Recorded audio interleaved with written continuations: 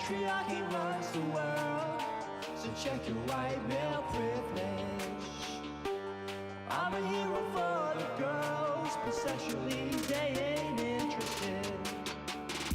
Morning, this is Ryan at DakotaStar.com. It's June 3rd, 2016. So this subject comes up a lot, and it's funny that the Coppercab issue came up recently, and then I had this issue with my friend on Facebook. It was totally separate, and there was no conversation about the video I made regarding Coppercab, but he's a feminist and progressive liberal, and so I made a video on him yesterday.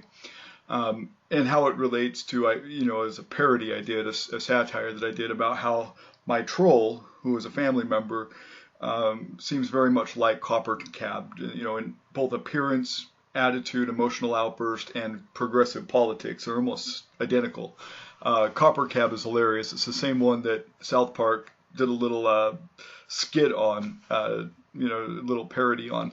Anyway, so today, my friend here on a Facebook message, we were talking about how I traveled, and me and my boy just got back, but I traveled to go see a doctor and get some medical stuff done, in a place that's far away from home. And this person that I know on Facebook happens to live in that place, and I said, well, I would have visited you, but I had all these other things to do, and I was only there for a few weeks, and I was in multiple different areas, but I didn't have a lot of time to go visit people. But next time I'll have my wife and kids with me, and we'll come visit you.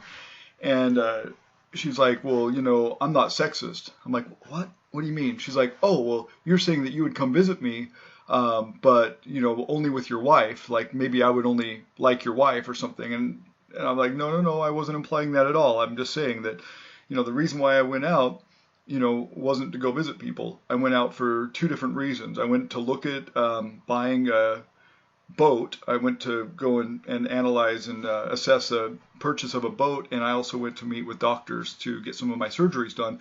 And in that time, I just had very little time left, and I didn't get to go see her. Anyway, we got talking about the sexism thing. And, she said in the past that she's tired of male-dominated societies. And I said, well, in some of your comments, you do kind of seem sexist. And so she went on to explain, and the result was, she says, see, the norm of having all-male government is so strong that you do not see that it is male-dominated. If there were 80 women in the Senate and 20 men, if there had never been a man as president, if there were 19% men in the House of Representatives, would you perhaps feel things were imbalanced? I would actually then as well. And I said, I don't see it as male or female dominated. Similarly, I don't see the wage gap in the same way. Women spend much of their life and career raising children, which is why they often spend as much time why they often don't spend as much time developing their career, whether it is political or otherwise. I mean, yes, women contribute to society in ways men can never contribute. They create life. But that is no small task, which then distracts them from developing other parts of their life. So I just see it differently. And my friend says, and you think it normal that men do not involve themselves with child rearing? I said, I find that men and women are built differently. Can I breastfeed my baby? No. If men were built like seahorses, I would expect the men would spend more time at home with their children, and women would be more devoted to their careers. My wife spent 2.5 years on each of our 4 children breastfeeding them at home. That is 10 years that she spent nurturing our children that I could not, which took her away from her career. She chose to do that. She wasn't forced. She could have stuck formula in a bottle and dropped her kids off at daycare while she went to work, but she nurtured our children instead. I'm glad that she chose to invest in our children, honestly. I didn't make her do it. She wanted to do it. Many women are like my wife, though. They want to invest in their children as much as possible. Thank goodness there are women out there that do care that much, in my honest opinion. It's the kids that do not get nurtured that end up in prison or on drugs. It's a scientific fact that kids that get nurturing as children turn out to be productive and healthy adults. Those are things that I just cannot do. I can't breastfeed. I wasn't built for it. And there's actually a study right here. This is at The Guardian. And it says in this study, the longer babies breastfeed, the more they achieve in life. a major study. A Brazilian study of 6,000 babies from all backgrounds since 1982 finds those who breastfed were more intelligent, spend longer in education, and earn more. And so that's why we breastfed instead of sticking our kids in daycare. Anyway, I said, she responds, she says, a child does not breastfeed for that long. The rearing of children laid on women is part of sexism in society. The notion that humans have to be like animals in this respect comes from that part of our nature. But we surely can see that both men and women can be rearing children, and if a woman were to breastfeed, feeding for 10 years, her husband might have fed the children with milk the mother expressed before going to work, if that was how they wanted to arrange their lives. Workplaces might be more open to women having a baby in the office who feed when necessary. There would be accommodation, and if society were not so sexist. And I made some some comedic graphics here about that. Here's a woman with her baby at work. I mean, what is she supposed to do? Drive home, feed the baby, and come back to work, or keep the baby there? If she keeps the baby there and she's breastfeeding, I mean, this is what you'll get. This is one of the images I made, and I said, but there was times when my wife was feeding 2 children at the same time. Breastfeeding when they were 2 years apart. And my wife was breastfeeding them until they were 2.5 years old. There was 2 children feeding at the same time. And then I made this one. What do we do? At nap time? Is this going to be, nap time in a manufacturing facility? Kids all laid out on the floor, one of them playing with a welder, everybody sitting around, hanging out with the kids. I mean, how realistic is this? She says that women should be able to bring their kids to work and breastfeed at work, and there should be accommodations for that. I said, anyway, I was just saying we will come visit next time when I have more time. Sorry, I had no intention on turning this into a sexism conversation. Take care. And then she replies, your personal household stuff is of course particular to you. It seems that you cannot see past the truth of how sexist society did not accommodate for your wife to be productive in other ways so that she could have been able to further her career aspirations. People tend to feel that way. The way that they did things is the way they think is the best, and that stultifies us from seeing better ways. People have told me that I am a better person for the things that happened to me. I do not buy into the need for misery as a reason for growth. I know that people can grow from positive to more positive if we open up a concept for social interaction. And I quoted her, I said, your personal household stuff is of course particular to you. I said, not really. With more children in the world than adults, that would mean that adults, mostly women, are rearing a lot of children. I know that not all women breastfeed, but like the study that I showed you, the longer a child is breastfed, the more they achieve in life. It's those kids who are not breastfed that are at high risk for low success in crime and prison. I would hope more people in the world would make sacrifices that we have made as a family. Before we had kids, my wife was making $30 an hour as a graphic designer. She gave that up to have kids. But if she would have neglected the kids, not breastfed, and put them in daycare, we would have been making $250,000 a year between her and I. We gave it up to raise our kids right. I mean, it's scientifically proven that kids that do not breastfeed for very long end up being high risk for health problems and criminal activity later in life. Women who neglect their children are the real problem in this world, in my honest opinion. And she says that is a sexist statement because it assumes that you have to give up and that society had no hand in forcing you to give up, that you were designed to not designed to give up, designing as a reward for taking good care of your kids. And I said,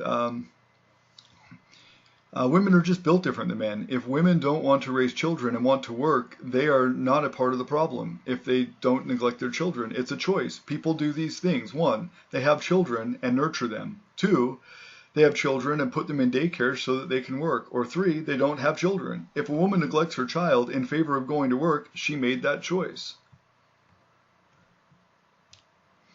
I said, when my wife and I got married, I told her I would work while she went through college. She had a full scholarship at Westminster, but shortly after we got married, she was offered a job as a media director making really good money. She was 20 years old, making $30 per hour, so she left school to work. After that job came to an end, we decided to have children, and she decided to stay home and nurture them, to give them the best support that she could give them when they were young. I was making damn near six figures, and with her sales bonuses, she was making damn near six figures. If we both would have worked and stuck our kids in daycare, we would have made somewhere between $200,000 and $250,000 a year. But we decided to invest in our children instead of raking in money. Everyone makes choices. Some choices are selfish, and some choices are made to help others. We simply decided to give our kids the most that we could. One parent worked and one parent stayed home. If I would have been the parent to stay home, which I did for a year and a half while my wife worked, the result would have been the kids would have not gotten breast milk and the nurturing support of a mother. Men can be great parents, but women are typically better at it for many reasons. And that's my only point here, you know. It's not that I think that, you know, women should stay home barefoot and pregnant. I'm just saying, you know, kids these days, you know, and Thomas Sowell has actually gone into the decline of society. I mean, with welfare and easy way outs, you know, people, women and men don't stay married or don't get married these days. And so there's a one-parent household a lot of the times in this world.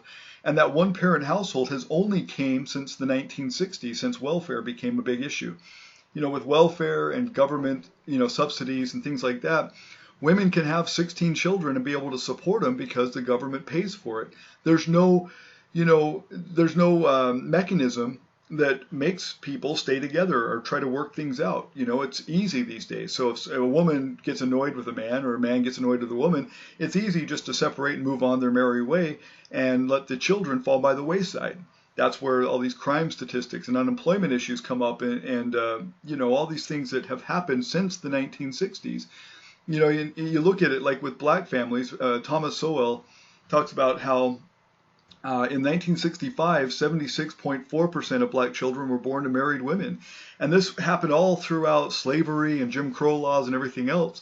You know, and everybody blames racism now for the decline of the black family. But, you know, back in the, days when Jim Crow was present or slavery was present, you know, black 16 to 17-year-old children were working, you know, in higher rates than now by far. Unemployment for black children, 16 and 17-year-old children, was under 10%. Now it's like 60%, you know, and you know, we have a lot less racism than in 1960 or before, and so it's not racism that's the problem. It's the new mechanisms in society that's forcing people to be lazy or to not work out their marriage or other problems that exist because of government intervention. And now you look at the statistics. I'll put this link in the description. I'll also put a link here for Bitly. You can go and see this study here. But you look at unemployment of black 17-year-olds now, or look at the crime statistics now. It's monumentally different. And, you know, there's supposedly less racism now and all that. You know, we got a black president, you know, no Jim Crow laws, no segregation, no slavery. And you know, all these you know, black businessmen and wealth and stuff in the black community. Yet, you know, the poor black people are even poorer now than ever before. And the murder rates of black people are higher than ever before. And 93% of black homicides are committed by other black people. You know, and so, you know, the intervention, the welfare intervention, the government intervention, and the mechanisms in society, these liberal progressive mechanisms of welfare and easy way out, you know, mechanisms, have destroyed society, literally have destroyed society, in my opinion. And so, yeah, we have less two-parent households. We have, you know, all these unwed mothers, you know, all these bastard children that grow up to be criminals. And, you know, oh yeah, look right here. In 2009, 73% of black children were born to unmarried mothers. In, let's see, where was it? In 1965, 76.4% of black children were born to married women. It has totally reversed. So since welfare has been introduced into our country, we have saw a major decline in society. And it's government intervention that has done it. Read up on Thomas Sowell. He's amazing. Peace out.